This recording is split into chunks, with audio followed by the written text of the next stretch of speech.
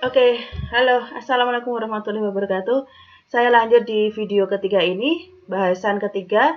Saya akan membahas terkait tentang etika sebagai ilmu pengetahuan.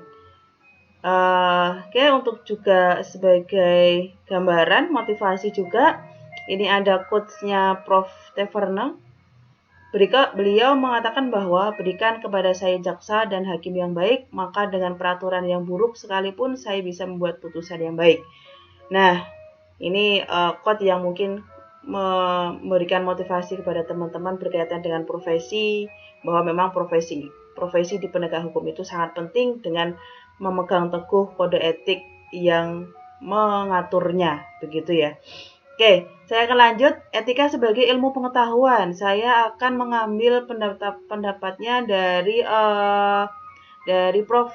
Sonike Raff di bukunya pada tahun 2002 berkaitan tentang etika profesi. Beliau menyampaikan bahwa etika sebagai ilmu pengetahuan ini dapat dimengerti sebagai refleksi kritis tentang bagaimana manusia harus hidup dan bertindak dalam situasi yang konkret. Artinya, situasi khusus tertentu. Etika ini adalah filsafat moral atau ilmu yang membahas dan mengkaji tentang permasalahan benar atau salah secara moral. Jadi tentang juga bagaimana harus bertindak dalam situasi yang konkret. Ini menurut Sonike Raff ya di tahun 2002, bahwa etika itu sendiri merupakan suatu filsafat moral atau ilmu yang membahas atau mengkaji berkaitan tentang benar atau salah terkait tentang tingkah laku manusia agar manusia tersebut dapat bertindak atau berperilaku yang baik dan benar dalam situasi yang khusus atau konkret. Nah, jadi etika ini mempunyai keterkaitan yang sangat erat dengan makna filsafat itu sendiri. Begitu. Jadi, filsafat itu sendiri kita artikan bahwa filsafat merupakan suatu ilmu. Nah, karena apa? Mempunyai keterkaitan yang erat dari filsafat itu karena secara umum etika ini merupakan bagian dari pembahasan yang mana pembahasan filsafat yang merupakan salah satu cabang dari ilmu pengetahuan. Jadi etika merupakan bagian dari pembahasan filsafat, yang mana filsafat merupakan salah satu cabang ilmu pengetahuan yang ketika berbicara tentang filsafat, pertama-tama yang harus dibedakan itu adalah filsafat tidak selalu juga bisa diartikan sebagai suatu etika. Filsafat itu juga bisa diartikan sebagai ilmu pengetahuan atau pandangan hidup. Jadi sebagai ilmu, filsafat merupakan proses yang harus bergulir dan tidak pernah bergerak atau tidak pernah selesai, tidak pernah mengenal kata selesai, mohon maaf ya. Jadi filsafat itu sendiri ilmu pengetahuan yang selalu bergerak dan tidak pernah mengenal kata selesai. Nah, kemudian apa erat kaitannya dengan etika ya? Karena etika itu sendiri kan yang seperti yang kita pelajari sebelumnya tadi, bahwa etika kan secara tidak langsung merupakan suatu moral atau merupakan suatu nilai-nilai yang selalu turun-temurun selalu kita pelajari secara otodidak, begitu istilahnya ya. Sehingga makanya dari itu etika perlu untuk kemudian dimasukkan ke dalam suatu ilmu pengetahuan, karena etika pun juga erat kaitannya dengan filsafat itu sendiri. Jadi sebagaimana filsafat sebagai pandangan hidup yang merupakan suatu produk atau nilai-nilai atau sistem yang memang harus ada di dalam masyarakat, yang harus diyakini, harus dipegang teguh kebenarannya, dan juga harus dijadikan sebagai pedoman perilaku dalam bermasyarakat, baik oleh individu juga, seperti itu. Nah, etika ini juga sering dikatakan sebagai pemikiran filosofis tentang apa yang dianggap baik atau buruk berkaitan dengan perilaku manusia dan mengandung suatu istilahnya perilaku manusia itu harus bisa dapat dipertanggungjawabkan, begitu ya istilahnya. Jadi mengandung suatu tanggung jawab yang mana kemudian seiring dengan berkembangnya waktu, etika berkembang sejalan dengan perkembangan filsafat itu sendiri. Karena etika pun juga dijadikan kemudian sebagai pedoman atau sebagai istilahnya batasan-batasan untuk seseorang dapat bertingkah laku. Begitu juga dengan ilmu pengetahuan, kan dengan adanya ilmu pengetahuan, seseorang dapat mengetahui batasan-batasan yang seseorang tersebut dapat dalam berperilaku, bertindak sesuai dengan koridor yang ada untuk untuk menjalankan atau untuk mengetahui apakah itu benar dan itu salah. Sehingga etika ini dapat dijadikan sebagai salah satu ilmu pengetahuan. Begitu ya, semoga dapat dipahami. Kemudian langsung saja untuk pembahasan selanjutnya, bagaimana hubungan etika dengan profesi hukum, seperti itu. Nah, ini saya cuplikan lagi mungkin motivasi untuk profesi hukum, bahwa law in the making. Hukum untuk manusia, bukan sebaliknya manusia untuk hukum. Para penegak hukum seperti polisi, jaksa, penasihat hukum, dan hakim seharusnya memahami hukum dalam konteks moral reading, bukan sekedar textual reading. Seperti itu. Jadi, oleh karena itu, etika ini sangat perlu dan sangat dibutuhkan bagi para penegak hukum atau profesi hukum yang mana mengemban amanah untuk menjalankan etikanya sendiri. Jadi, kemudian kita perlu ketahui bagaimana hubungan etika dengan profesi hukum itu sendiri. Jadi, etika dan profesi hukum memiliki hubungan yang memang saling berkaitan satu dengan yang lainnya. Bahwa etika profesi itu adalah sebagai sikap hidup yang mana berupa kesediaan untuk memberikan pelayanan profesional di bidang hukum terhadap masyarakat atau terhadap yang mana istilahnya kita mengistilahkan sebagai klien, seperti itu, misalkan profesinya sebagai advokat atau notaris.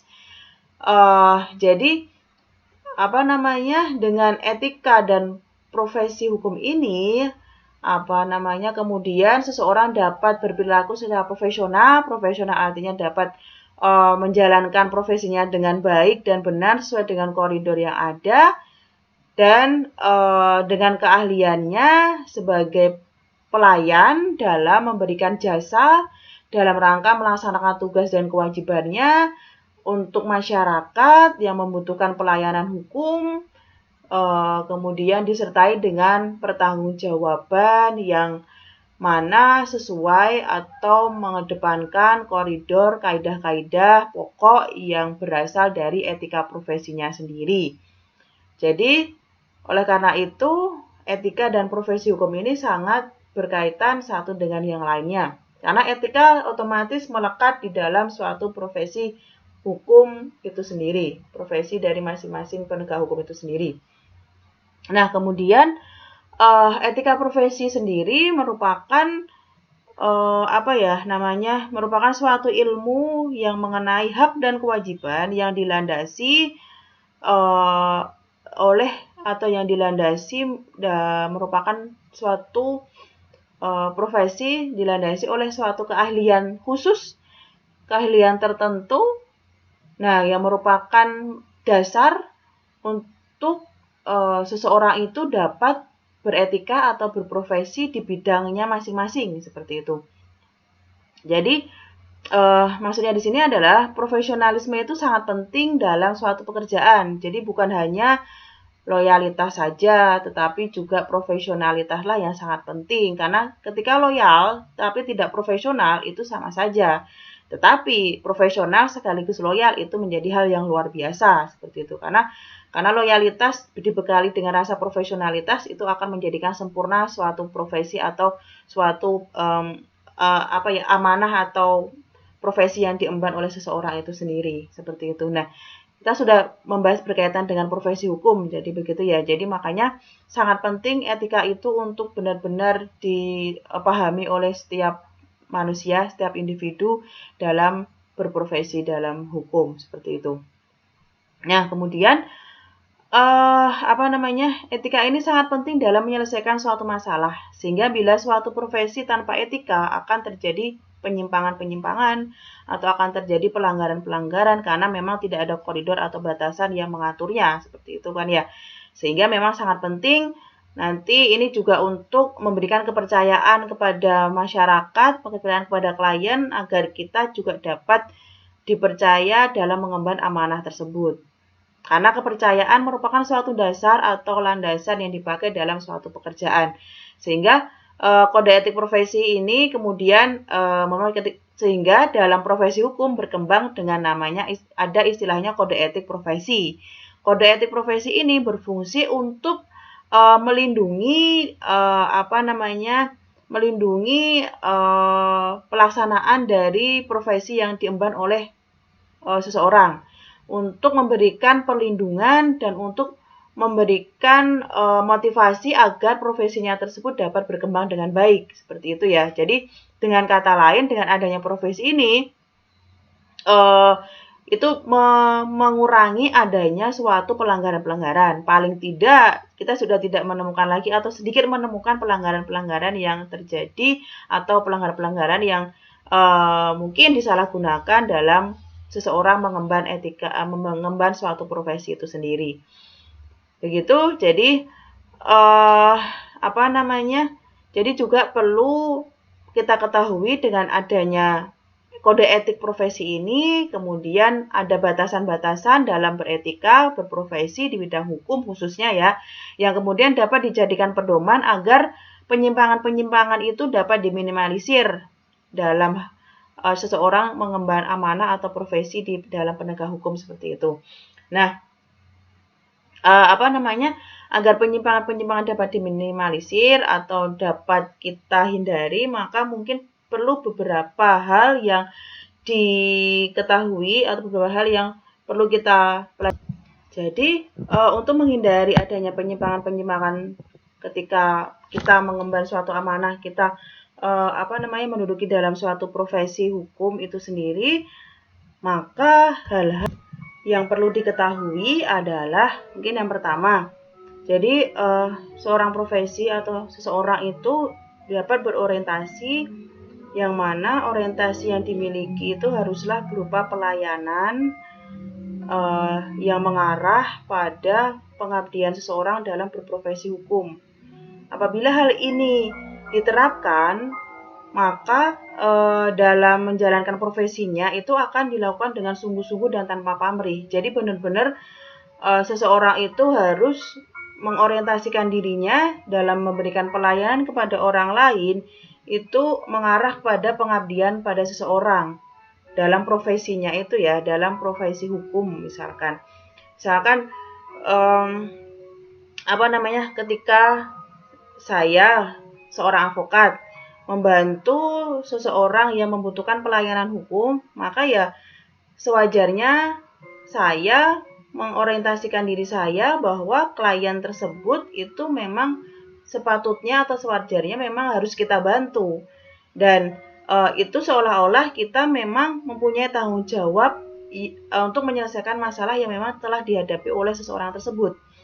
Jadi kita memberikan pelayanan yang benar-benar mengarah pada pengabdian seseorang dalam profesi hukum itu sendiri.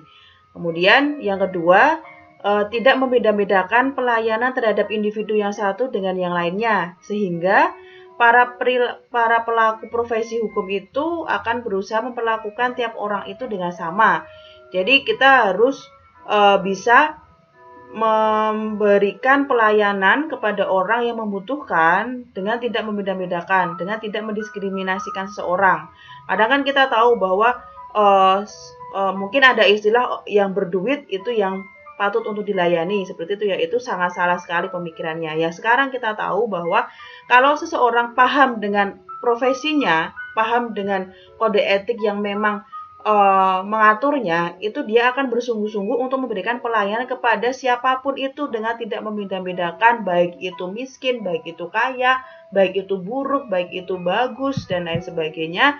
Itu seseorang tidak akan sampai ada hasrat atau keinginan untuk membeda-bedakan atau ada istilahnya diskriminasi terhadap seseorang. Jadi benar-benar agar untuk menghindari adanya penyimpangan, seseorang harus menanamkan dalam dirinya sejak awal bahwa dia harus bisa adil untuk memberikan perlindungan, untuk memberikan bantuan kepada siapapun, seperti itu. Nah, kemudian yang ketiga, bersama-sama dengan teman sejawat atau rekan sejawat untuk selalu bekerja sama dan tolong-menolong dalam hal kebaikan agar dapat saling bertukar pikiran dan meringankan beban. Jadi makanya di dalam kode etik profesi advokat sendiri itu rekan sejawat itu sangat penting bagi kita seperti itu. Karena apa? Karena rekan sejawat pun juga itu yang membantu kita nanti ketika kita mungkin membutuhkan juga bantuan dari mereka.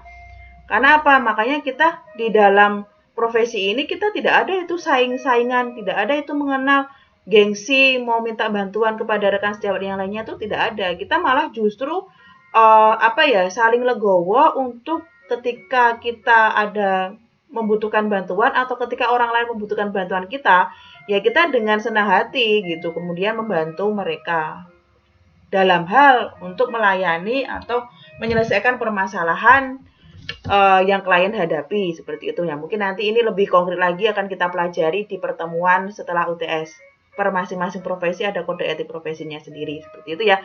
Jadi mungkin ada ketiga hal tersebut yang perlu diketahui atau perlu dipegang agar dapat mengurangi penyimpangan-penyimpangan dalam segi profesi hukum ketika ternyata profesi atau ternyata seorang yang memegang jabatan profesi itu akan melanggar kode etik tersebut. Ada 3 hal itu sendiri. Kita harus mengorientasikan diri kita bahwa kita legowo, ikhlas membantu membantu masyarakat yang membutuhkan bantuan kita, dengan kita benar-benar tanggung jawab sepenuhnya untuk membantu beliau. Kemudian yang kedua, kita tidak membeda-bedakan pelayanan kepada masyarakat, tidak ada diskriminasi. Kita harus bisa bersifat adil, bertingkah laku secara adil untuk memberikan pelayanan kepada masyarakat. Kemudian yang ketiga, kita harus bersama-sama dengan rekan sejawat saling membantu, tidak ada gengsi untuk kemudian ada iri-irian dan lain sebagainya. Ada 3 hal yang memang harus diperhatikan. Nah, seperti itu, maka seperti apa yang sudah saya sampaikan dari uraian yang saya sampaikan ini, keberadaan etika, kode etik untuk para pengemban tugas, pengemban profesi di bidang hukum, selain untuk menjadi seseorang profesional, harus dipagari dengan kode etik yang memang harus ditaati. Apabila tidak demikian, akan menimbulkan ketidakselarasan harmoni dalam kehidupan masyarakat. Sehingga kode etik profesi advokat ini, kode etik profesi setiap penegak hukum itu sangat penting untuk memberikan batasan atas tingkah laku dari pejabat yang mengemban profesi masing-masing, agar dapat juga menimbulkan adanya suatu keharmonisan, keadilan, keselarasan, dan kedamaian serta ketentraman dalam hidup bermasyarakat. Seperti itu teman-teman semuanya, beberapa materi yang dapat saya sampaikan semoga dapat dipahami dengan baik dan dapat kita pelajari bersama-sama dengan baik. Ketika ada hal-hal yang memang dirasa ingin ditanyakan tidak dipahami, ya silahkan ditanyakan. Mohon maaf kalau masih banyak kekurangan yang saya sampaikan. Nanti silahkan teman-teman bisa memberikan kritik dan saran kepada saya agar saya dapat memperbaikinya. Baik, ini beberapa quotes dari para ahli seperti Prof. Bismar Siregar. Beliau seorang hakim yang mana setiap beliau akan memutus, lalu beliau berdoa bahwa ya Tuhan, atas namamu hari ini akan aku baca putusan yang memang seorang hakim mengemban amanah yang sungguh sangat luar biasa, karena ada istilah juga hakim sebagai wakil Tuhan. Oleh karena itu hakim dalam selalu ketika sebelum memberikan putusan, beliau selalu berdoa bahwa apa yang diputus oleh beliau memang itu yang terbaik, memang itu yang sudah ditakdirkan oleh Tuhan Yang Maha Esa. Seperti itu menurut Prof. Bismar Siregar. Baik, untuk mungkin ini untuk refleksi kita bahwa wajah peradilan di negara kita seperti yang mungkin tergambarkan, Padahal di dalam setiap keputusan yang baik di keputusan tingkat pengadilan maupun keputusan tingkat pengadilan tinggi, selalu ada lafal di mana keadilan berdasarkan ketuhanan yang Maha Esa. Namun sering kita temui wajah peradilan yang tergambarkan seperti itu. Nah, mungkin ini menjadi nanti topik pembahasan di diskusi kita. Seperti apa sih wajah peradilan yang ada di negara kita ini? Silahkan, mari teman-teman di pertemuan kali ini kita diskusikan bersama-sama sesuai dengan pendapat dari teman-teman semuanya. Silahkan kemukakan pendapat sesuai dengan pemikiran masing-masing dan sesuai dengan mungkin ada tambahan untuk referensi bacaan yang teman-teman sampaikan.